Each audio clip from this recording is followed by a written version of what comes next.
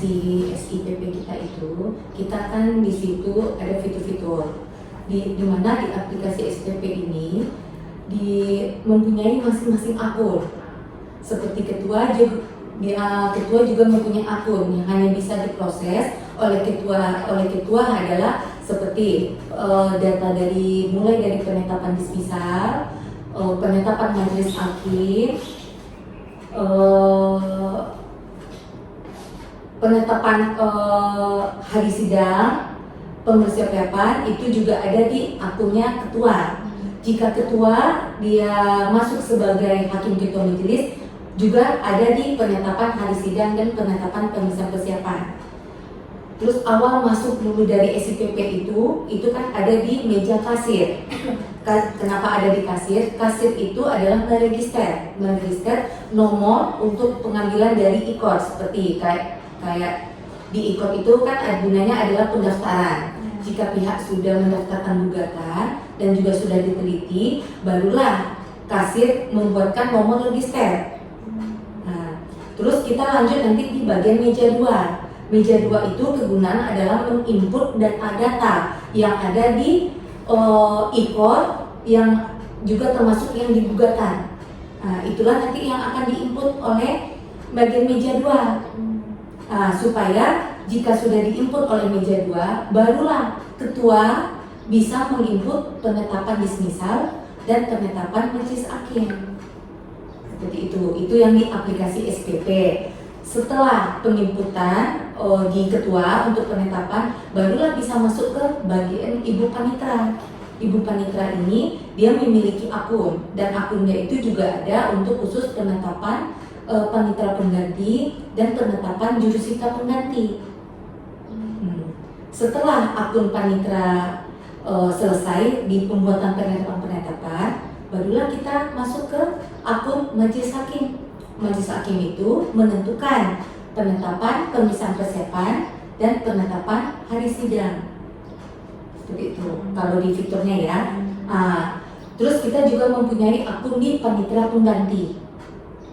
Ya, panitra pengganti itu hanya bisa mengakses penentuan jadwal sidang. Terus pembuatan berita acara seperti berita acara pemeriksaan persiapan dan berita acara sidang. Itu ada di akun panitra pengganti. Panitra yang awal dengan panitra pengganti itu beda gitu. Panitra dengan panitra pengganti itu memang beda. Kalau yang membantu hakim itu kan panitra pengganti namanya. Kalau panitra itu seperti ibu, seluruhnya bisa diakses oleh ibu panitra. Di fitur ibu panitra itu ada semua. Di fiturnya panitra pengganti tidak ada. Mereka hanya ada khusus hanya perkara mereka aja seperti itu. Jadi dia nggak bisa melihat seperti itu. Kalau di fiturnya admin itu lengkap semua. Di admin itu hanya proses melihat, memantau seperti itu. Nah, itu dia di fitur-fitur yang ada di aplikasi SIPP. Makanya kata Ibu Panitra tadi, aplikasi SIPP itu tidak bisa dilihat oleh pihak luar. Yang hanya ada boleh internal. Yang hanya bisa dilihat oleh pihak luar itu adalah jadwal sidang mereka aja. Itu yang bisa mereka lihat akses. Beda dengan IKOR. Kalau adik-adik berbicara dengan aplikasi IKOR, dimanapun aplikasi IKOR itu pihak bisa mengakses.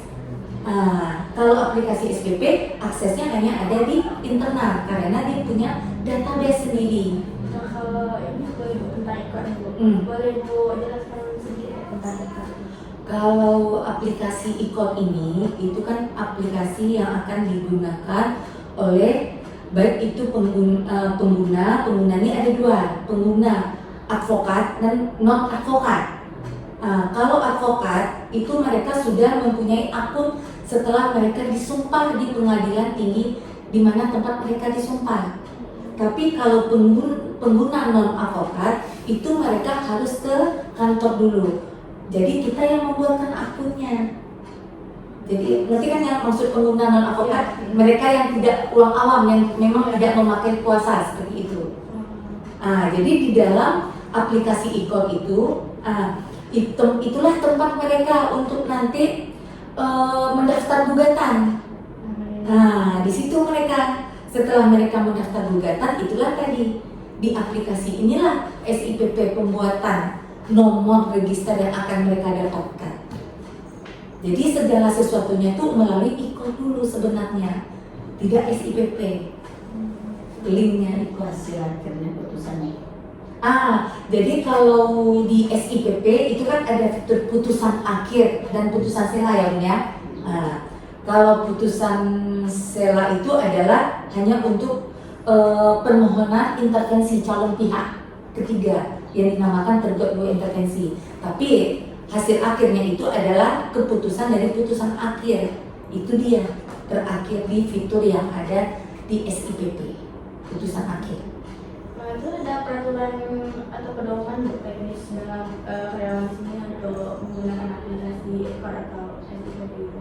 Kalau pedoman, kalau masalah SIPP ini kita kan ada ininya, ada pedomannya tuh di SK KMA itu nomor 71 garing KMA garing SK garing 4 garing 2019 4 Omani.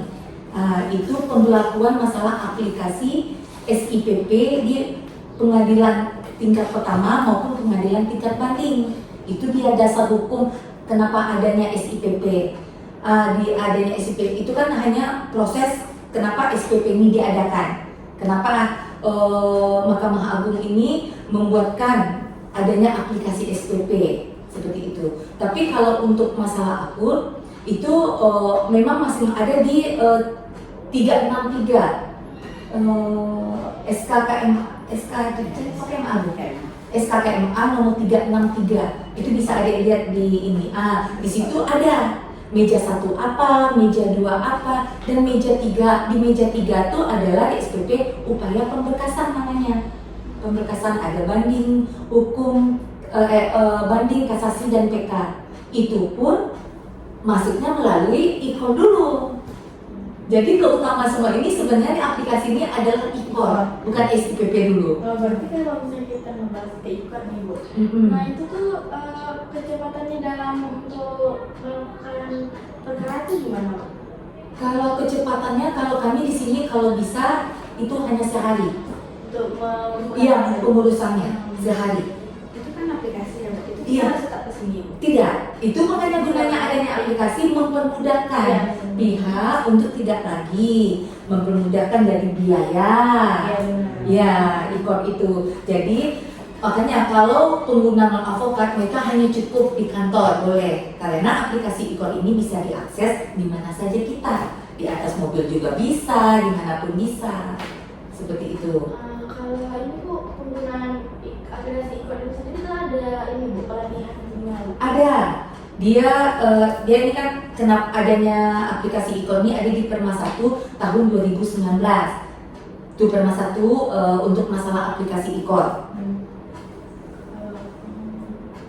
Tapi ada kendala nggak Bu selama menggunakan aplikasi IKOR atau SIPP? Kalau kendala pasti ada. Yang utamanya itu adalah jaringan. Jaringan.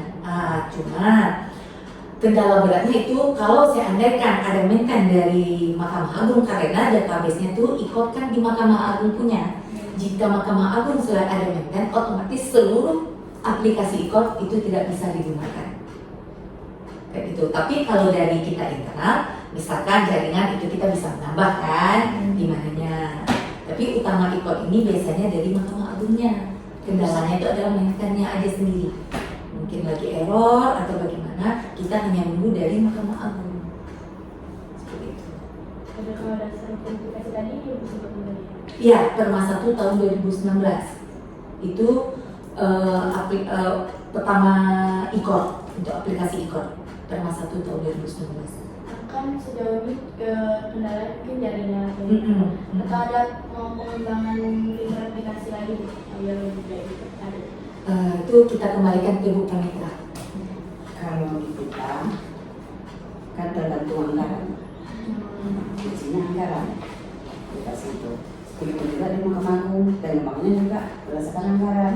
Kemarin dalam rapat di kita Zoom, Iya. minta bantuan anggaran. Kalau memang ingin nambah pintu atau ingin nambah apa, tergantung anggaran. Iya.